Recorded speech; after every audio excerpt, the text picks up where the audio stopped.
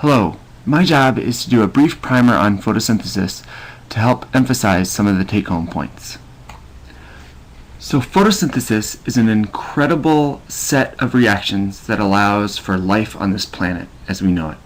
If you think of photo, so light, synthesis, making of something, and in this case it's taking light energy and making or changing it into a form of chemical energy that our cells can use. During professional development, you all stated that often exams and textbooks stressed the photosynthesis equation, where you have inputs of carbon dioxide and water in combination with light energy to create carbohydrates or glucose and oxygen. This can be written with the chemical formula, and this formula can be balanced given this equation. The one problem with stressing this overall photosynthesis equation is that sometimes people can get so hung up in balancing it that they teach more about how to balance chemical equations versus what are the interesting and important reactions that are actually occurring. Key reactions of photosynthesis that are essential for life on our planet, because it's these 2 points that are really the take-home messages that I hope students walk away with. It's 1, the splitting of water into oxygen and hydrogen. This occurs in photosystem 2 and is the source of oxygen on our planet. If we could learn more about this reaction, it would be an easy way to make oxygen and hydrogen gas. Secondly is the fixation of carbon dioxide gas into a biologically useful form. So we as humans have no way to take carbon from the air and create carbohydrate building blocks, and it's plants that can do this.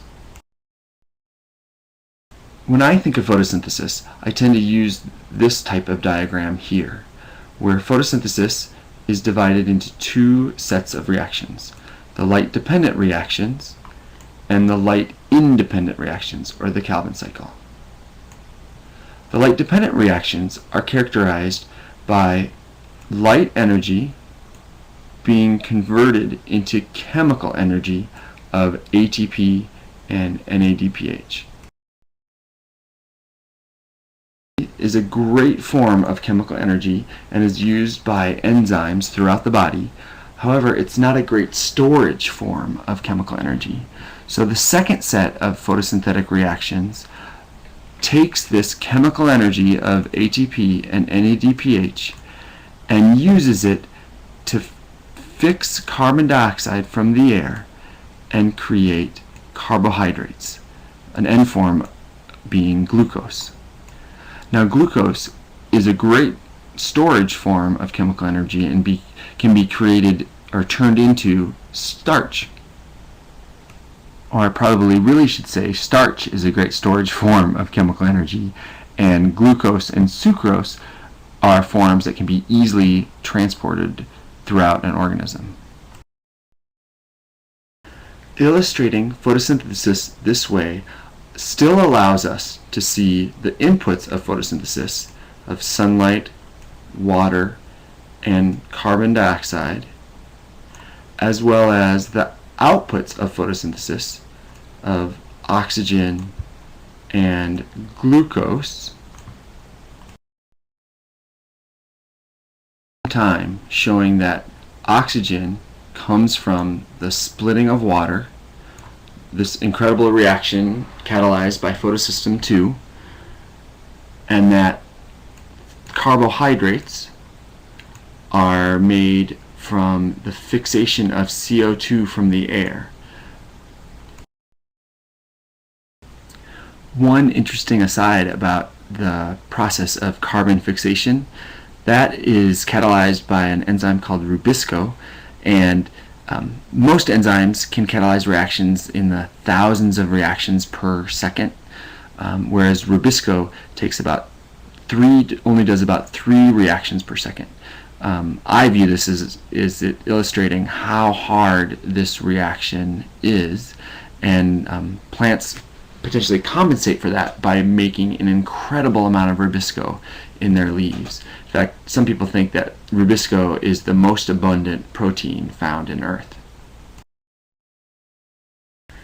Here's another visualization of the reactions in photosynthesis, splitting them into the light reactions, where you have an input of light and water, and you get out oxygen and chemical energy in terms of the form of ATP and NADPH, which those chemical forms of energy are used to drive the fixation of carbon into the creation of glucose.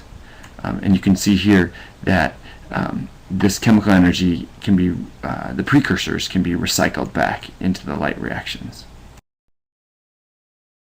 Here's another illustration of the photosynthesis equation that highlights that water is split to help make ATP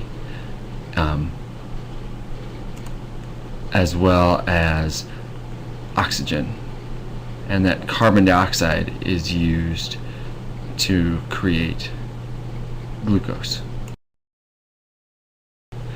When we think of photosynthesis, it is amazing that water, oxygen in this water droplet is what creates the oxygen that we breathe, and that the sugar that we eat, it comes from carbon dioxide that plants has fixed. So it is fine to teach the chemical equation for photosynthesis, and I know that tests tend to focus on that. However, we feel that this bottom illustration better helps students understand a little more about what is actually happening during photosynthesis. Finally, we do not want to forget how photosynthesis and cellular respiration are closely linked. In this illustration I found on the web, it can again remind us that the inputs of photosynthesis of CO2 and water and sunlight are used to produce oxygen and glucose. Glucose is a great form of chemical energy that can be transported throughout an organism. However, enzymes are not powered by glucose. Enzymes are powered by